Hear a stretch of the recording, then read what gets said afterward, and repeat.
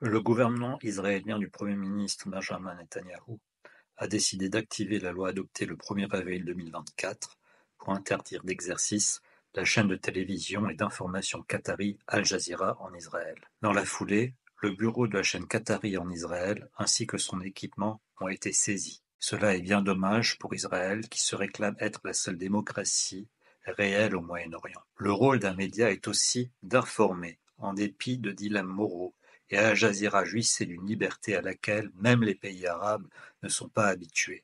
Israël n'est en effet pas le premier pays de la région à interdire Al Jazeera. Bahreïn, tout comme l'Arabie saoudite en 2017, l'avait précédé. Cette chaîne dérange.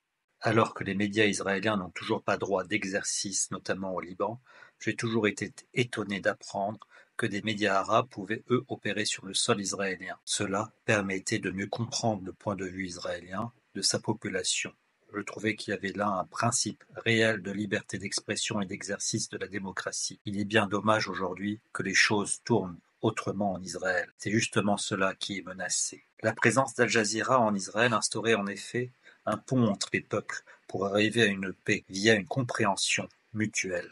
Quoi de mieux qu'un média sur place, même dans le camp opposé, pour expliquer le positionnement des autres et ainsi arriver à ce que les paroles s'expriment au lieu des armes. Pour sa part, Israël décrit Al Jazeera comme une chaîne porte-parole du Hamas, qu'elle considère comme organisation terroriste, accusant même ce média d'avoir participé au massacre du 7 octobre. Il est vrai que ce média n'est pas à sa première controverse, lui qui s'est fait connaître dans les années 1990, notamment en recevant et diffusant les revendications d'Al-Qaïda.